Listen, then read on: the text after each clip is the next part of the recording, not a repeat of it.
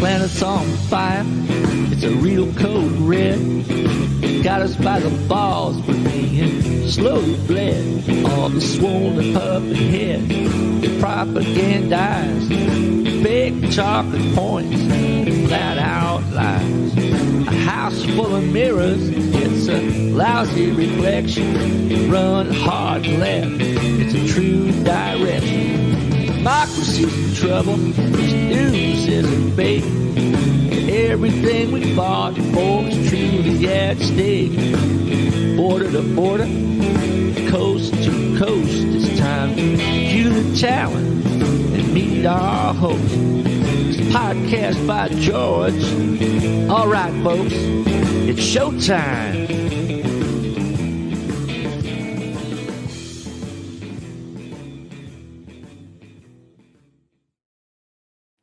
Okay, there's the jingle, there's the open. Now, I love that, and it's a great one for the show that we're going to have today because we're going to be talking progressivism, folks. We're going to be talking real liberalism. I don't know if we're going to be talking as left as I am, but it's going to be close. And it's been one of those days. I had this show scheduled on Facebook. I don't know what's happening over there. Facebook, as folks know, has been shut down most of today. They've got some kind of technical issue, which is ironic or coincidental because last night there was a big expose on 60 Minutes. I don't know if you caught that or not, but they had a whistleblower on there saying all kinds of bad things about Facebook.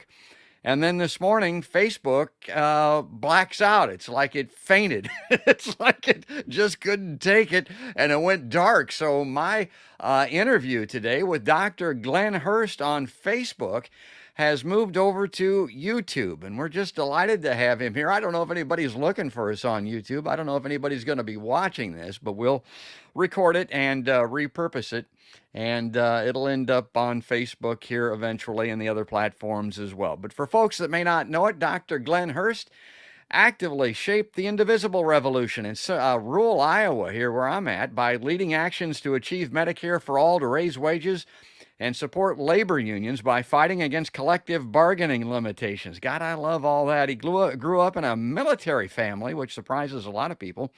He was born on a U.S. military base in Wiesbaden, Germany, and moved with his family until they settled in the rural Midwest, right here in the heartland, folks. And he now has a medical practice in Minden, Iowa, in the western part of the state. Dr. Glenn Hurst has been an outspoken advocate for rural Iowa and seniors.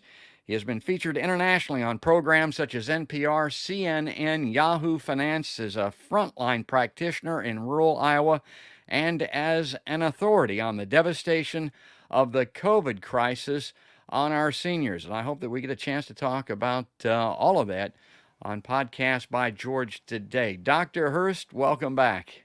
George, it is great to be back. Thank you. That was a generous introduction. Thank you. Yeah, I mean, you deserve all of it, and particularly the yeoman work that you're doing out there on the campaign trail and running a medical practice. And, I see that you've got all the laureates, coming out of the University of Nebraska and medical doctor. And, I mean, he's helping the folks out there in Minden, Iowa that don't have anywhere else to turn with with their medical needs. So good on you for doing that, Dr. Hurst. And I wanted to check with you.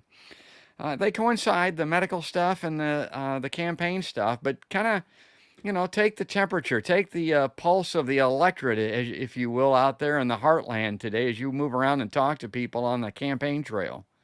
Sure. I think when we talk to folks, their hearts beat faster. We are definitely raising the pulse in this race, and that's fantastic. We've had so many opportunities. And yesterday I was in Warren County and Jasper County and in Newton. In the morning we were on the Insider with Dave Price.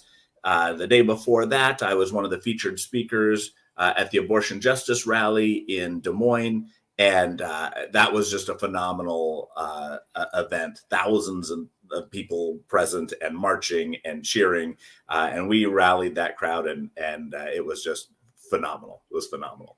But yeah, you mentioned that intersection between my healthcare work and the campaign. We still are fighting across the state to try to protect our seniors, as Governor Reynolds leaves the doors of the nursing homes wide open for people to bring in the virus. And as Chuck Grassley and her and Joni Ernst walk around without masks, without really making an emphasis to talk about vaccinations, and we saw the Delta virus just peak, and we're maybe that curve is going to start dropping down again, but it's certainly not from any leadership on their part.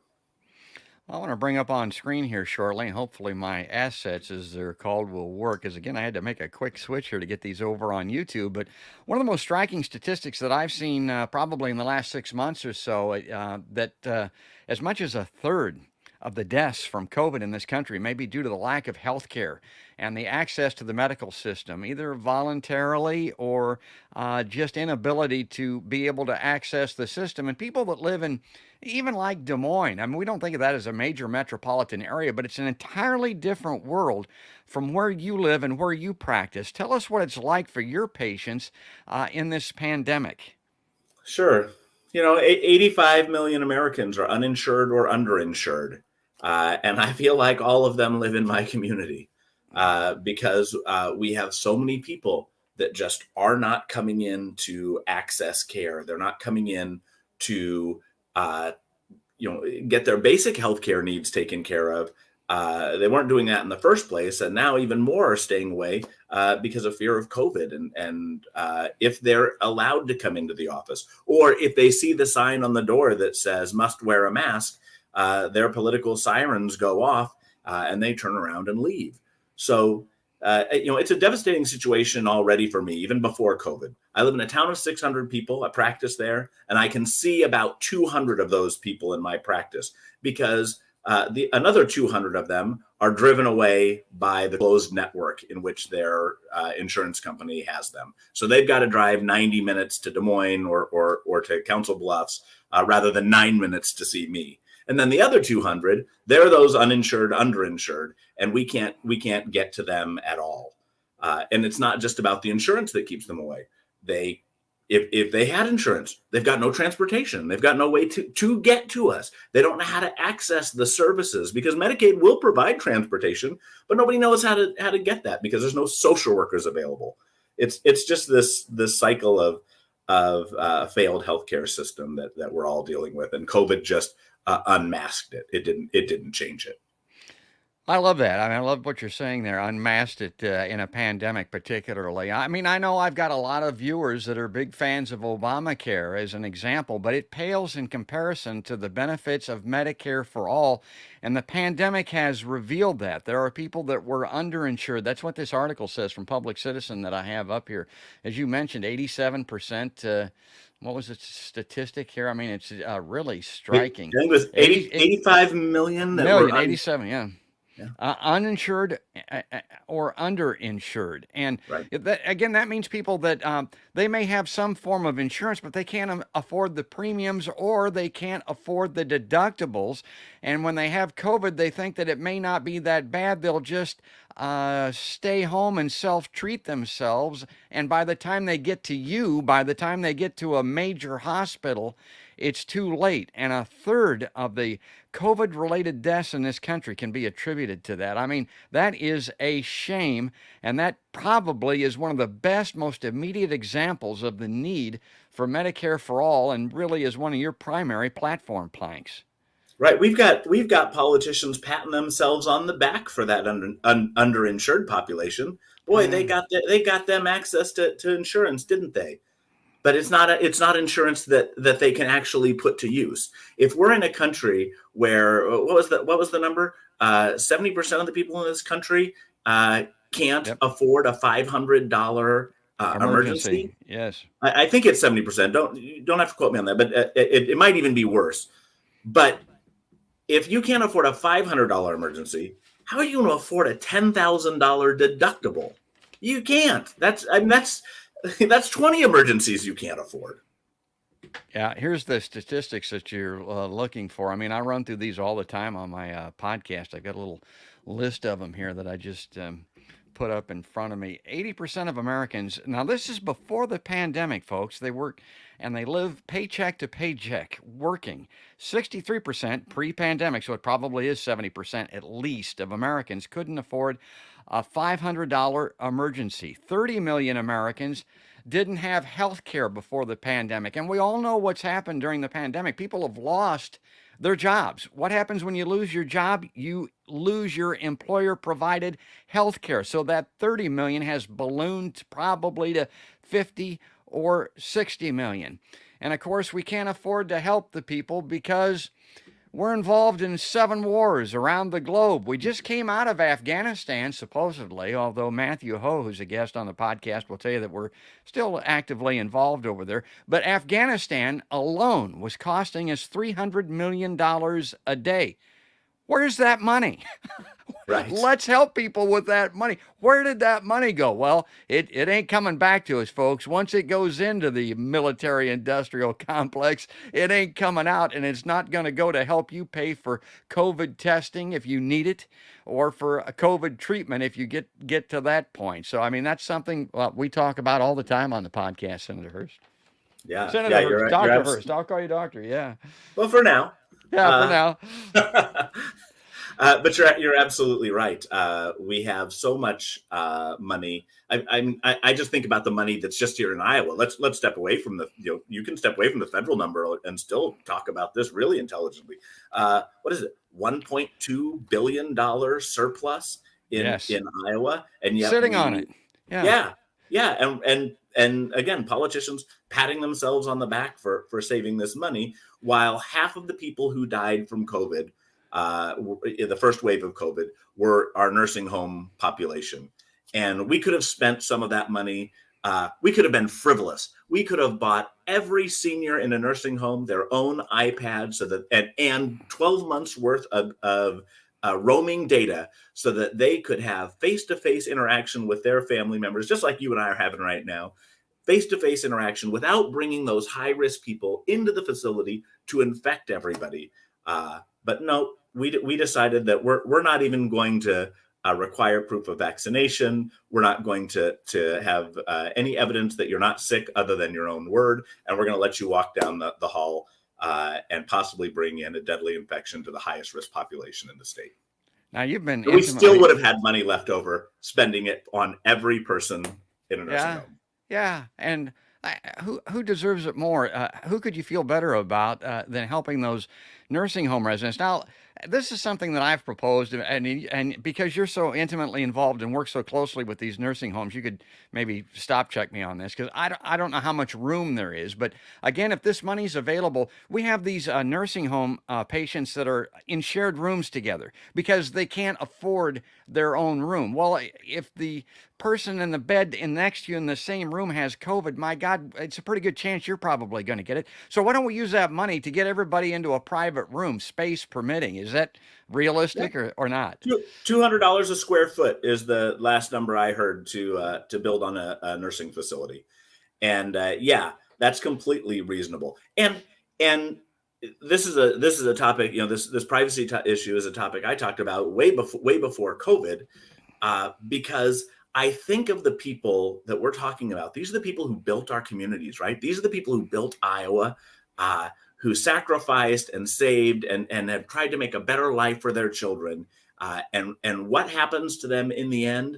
They live the indignity of living in a room with another stranger, separated only by a curtain, hearing every intimate bodily function of that other person, and living through the cares of that other person, and that other person living through theirs on a daily basis.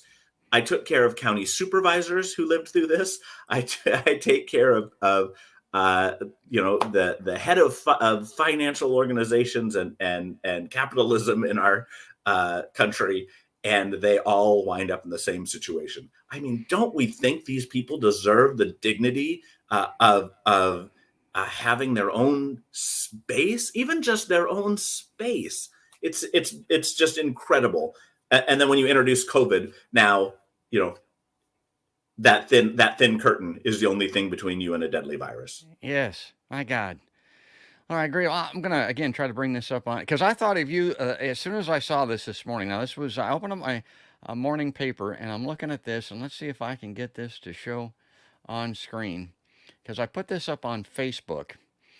Okay, so this was an article, and maybe you saw this too. Donald Trump's favorability ratings are his highest in any Iowa poll. Absence makes the heart grow fonder. And here's what I when I posted that on Facebook, and I said, sarcasm alert. Now, if I was a Democrat, the way I would try to beat this, see below, there's Donald, is to be more, Republican. What I would do is I would take money from big business. I would increase funding for the War Department, deny Medicare for all in a pandemic, and ignore the climate catastrophe. That ought to do it. Oh, yeah, I forgot about driving around Iowa and talking about helping millionaire agriculture corporations. Everybody talks about how dumb Captain Butt Crunch is. I'm talking about Trump here. The question is, how dumb are we? I mean, I was like the old guy that wanted people to get off his grass this morning. I said, if you follow the above Democratic strategy in Iowa, here's what will happen. Number one, Republicans vote Republican anyway, so that's what they're going to do. Those who could vote Democrat will vote Trump, hoping for some kind of change, because again, you're offering them basically a pseudo-Republican in Democrats' clothing. So they're going to vote Republican. Other potential Democrats stay home, because politicians are all the same. Because again, you're adopting right-wing Democratic policies. They're going to look at that and say, well, what's the difference? We got Trump, we get Grassley, we get the other guy. What the hell difference does it make? And Captain Butt Crunch wins in Iowa again. Donald Trump is more popular in the state of Iowa than he's ever been before. I find that absolutely shocking. And then I look at it and I want to change. I want somebody to run like you. I want somebody not to run as a Reagan Democrat, not to run as a Blue Dog Democrat, not to run, and I'm old enough to remember George Wallace, for God's sake. I mean, I don't want those kind of people in the race. That's what Donald Trump reminds me of sometimes. We need somebody to run to the left and try to get that half of the electorate that oftentimes does not vote to come in and vote progressive or Democrat for a candidate like you. Am I nuts? Oh, you're not nuts. I think there's certainly a category of the Democratic tried and true who would say, "Are you kidding? Those are the candidates we've run for at the top of the ballot in the last three sessions," and I don't necessarily believe that. But what I do think we learned is we've had three general elections where we have learned how not to win a race. And the way to not win a race is to try to look like something palatable to the Republicans. Because you said what I say all the time. If you've got the choice, if you're a Republican and you have the choice between a Republican and somebody palatable to a Republican, you're going to pick a Republican. And we have got to not make that mistake again in this race.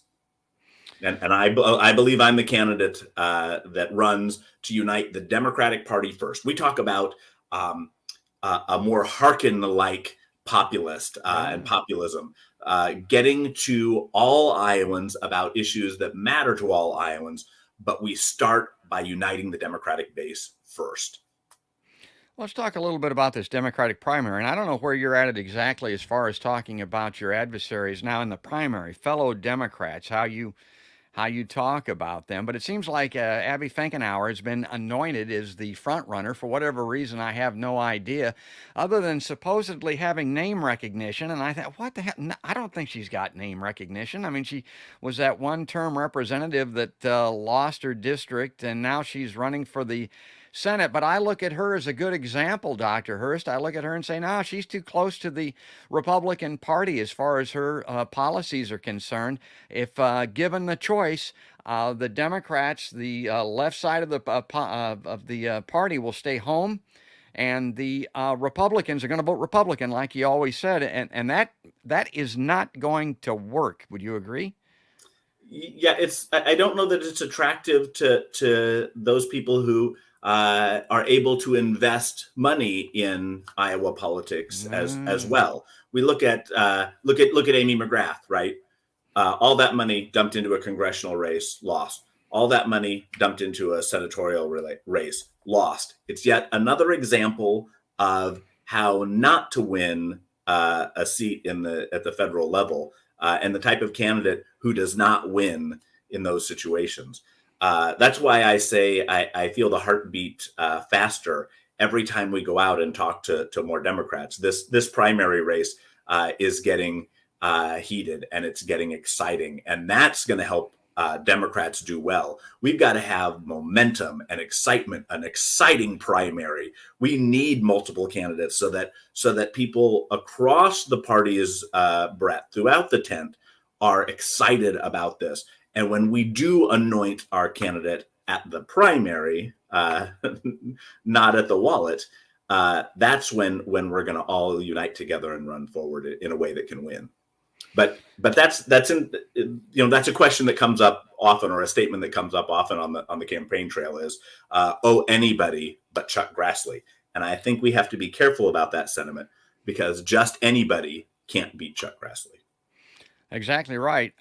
We've got to have some major change. We've got to do something that will get these people that normally don't vote, that normally are not energized for the Democratic candidates, to come out and cast a ballot. We have to offer them something like Medicare for All is a perfect example, an end to these crazy ass interventionist wars that are killing our young people for absolutely nothing, as Afghanistan proved, or for a lie, as was proven in Iraq. Or maybe we need somebody to come out that's going to go toe to toe with like a Donald Reagan or a Chuck Grassley, to talk about the time is here to do something about climate change. It has to be done.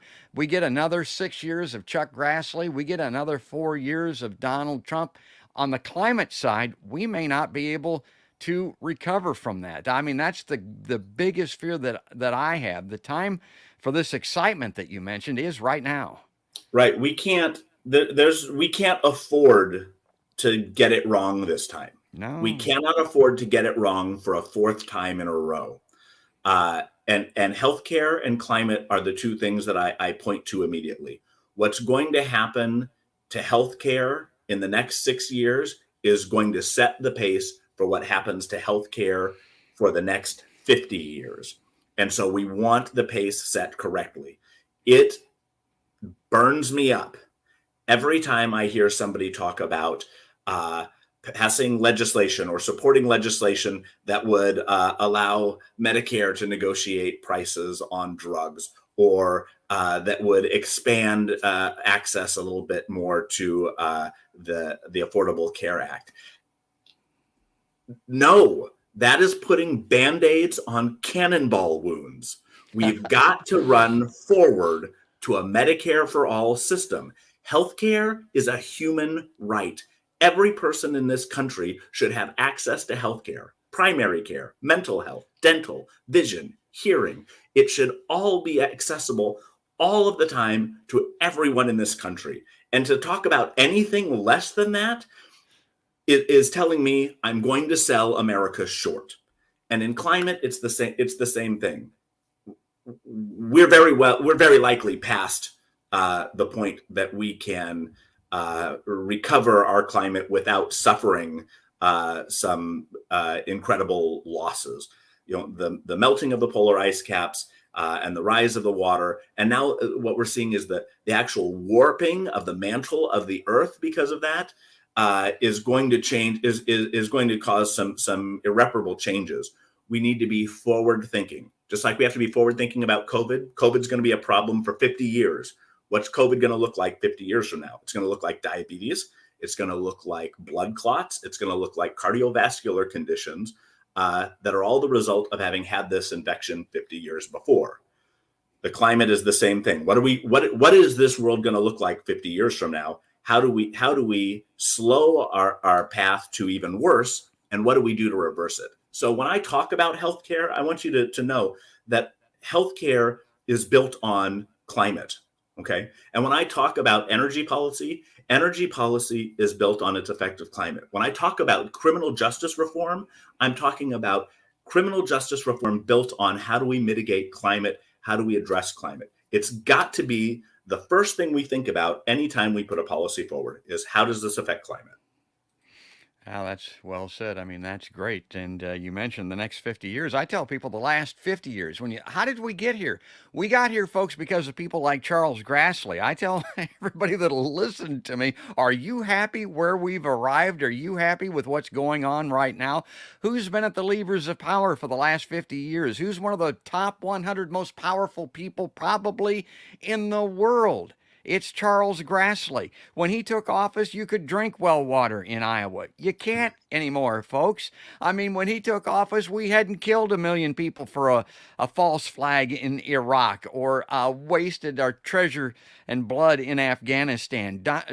Charles Grassley is the guy that is responsible for all that, and it just amazes me that people will run around the countryside bitching about everything and want to return somebody like that to office. Yet that's what the polls indicate. He's an overwhelming favorite at this juncture at 89 years old with that track record to get reelected. I mean, you've got to be more than frustrated.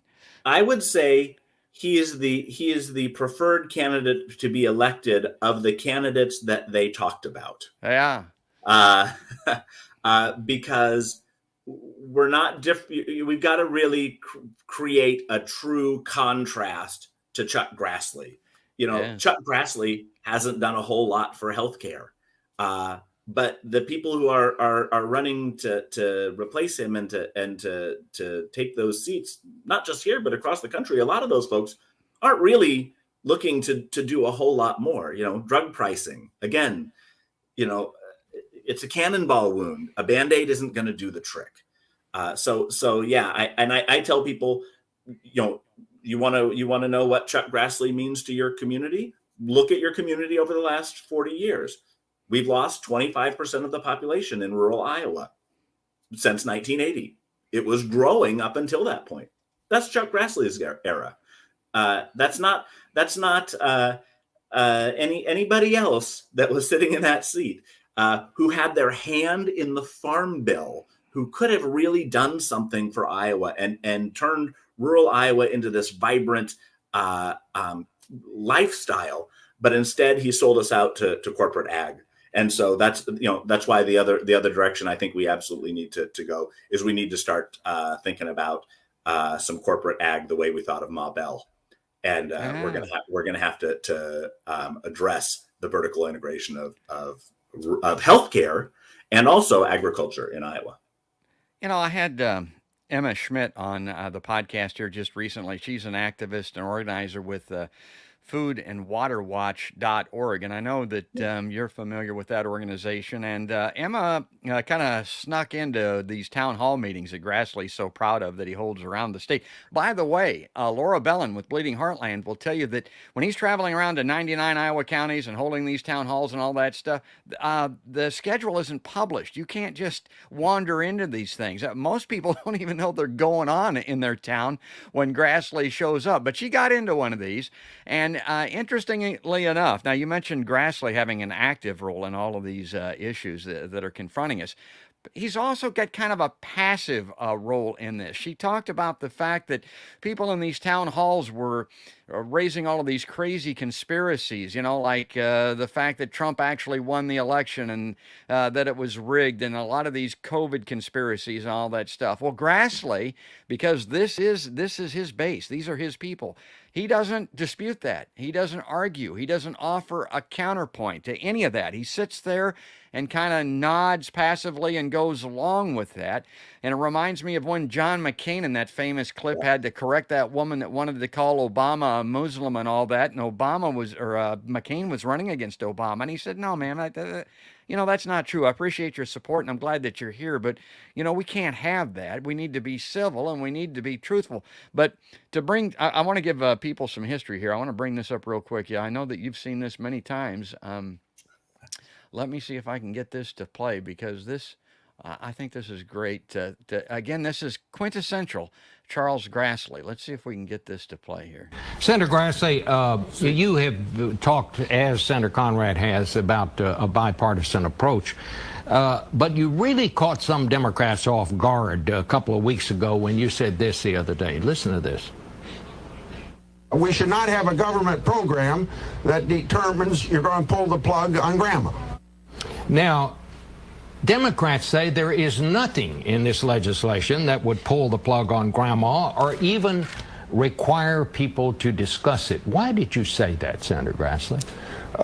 I said that because two reasons. Number one, I was responding to a question at my town meetings. I let my constituents set the agenda. A person that asked me that question was reading from language that they got off of the internet. It scared my constituents. And the specific language I used was language that the president had used at Portsmouth. And I thought that it was, if he used the language, then if I responded exactly the same way that I had an opposite concern about not using end-of-life counseling for saving money, then I was answering and relieving the fears that my constituents had. Well, from that standpoint, remember, you're talking about this issue being connected with a government-run program, which a public option would take you with. You would get into the issue of saving money and put these three things together, and you're scaring a lot of people. Well, and I know the Pelosi bill. Okay, so honestly, that just goes on and on. Yeah, you just can't hear anymore. Yeah, but, I mean, and that you've got to really be struck with it because, that's an old clip. But at the time, Obamacare was being debated, and if people will recall, Obama originally, and though he backed away from it, and the thing that we ended up with was basically Romney Care, but it had a public option in it. And the Republicans all came out of the woodwork like Chuck Grassley there with that stuff that he was denying. And those people are largely responsible for this healthcare system, quote unquote, health insurance that we have today and where we're at with these COVID deaths. And again, he's either too dumb or he's in on it, to quote that famous line out of Casino. And my take on it is he can't work here anymore. I mean, there's no win in that scenario that we just saw with the great Bob Schieffer on Face of the Nation. That's a lose-lose. Right. He had absolutely voted against the Affordable Health Care, the Affordable Care Act. And actively tried to repeal it, is what I'm referring to, without any plan to replace it. The Republican health care plan, and that's not the Grassley health care plan. It's the Republican health care plan that Grassley is going to carry forward. He's going to follow Mitch McConnell because he doesn't have a future to look to. He keeps looking to the past. So he's just going to follow Mitch McConnell, and Mitch McConnell's plan is to turn us backwards in terms of access to health care. So if you are not a believer in Medicare for all, if you think that we should just kind of incrementally go forward, you're not going to even find that in a Chuck Grassley. Chuck Grassley wants to move us backward. It will actively work to move us backward and have less people having access to health care.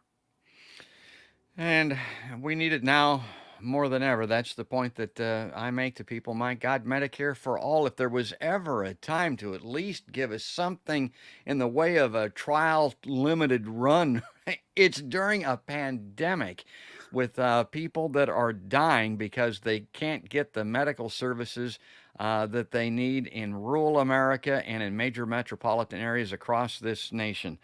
Hey, 6,000 Iowans were apparently worth $1.2 billion. Now we know our worth, right? Yeah, and sit there and brag about the fact that we're sitting on the money, and then the only solution that we can think of, what we do is go on Fox News and brag about we need to cut taxes.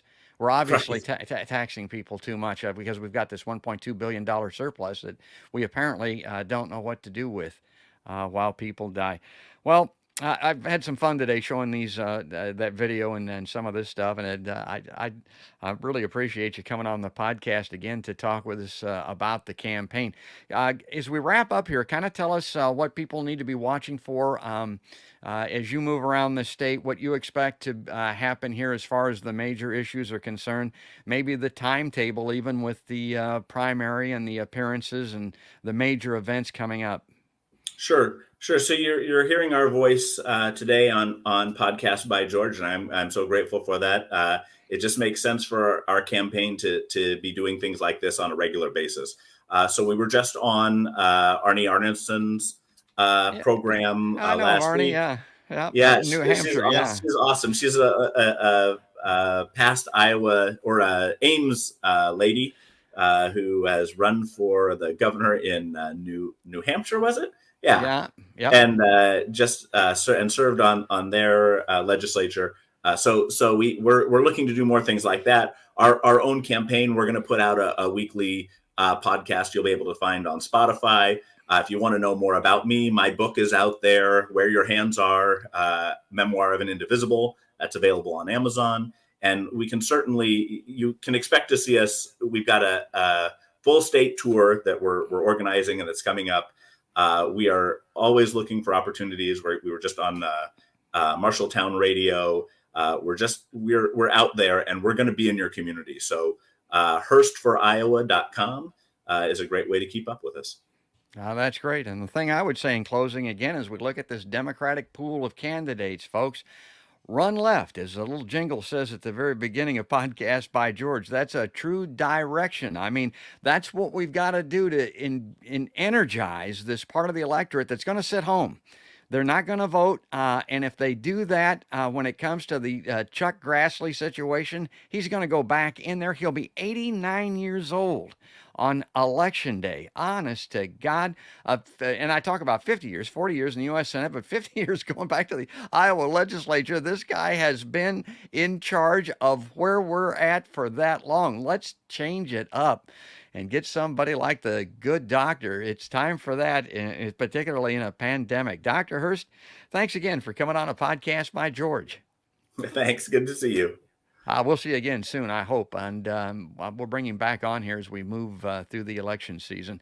Folks, if you enjoy Dr. Hurst and interviews like this, I always encourage everybody to go to podcastbygeorge.com. It's the easiest way to find a platform that you like to follow us. If you want to listen in your car and you only want the audio, select the iTunes button. If you like to see the videos while you're moving around on Facebook, check Facebook or on YouTube, which is where we are today, and we do a lot of the live streams. But that's going to wrap it up.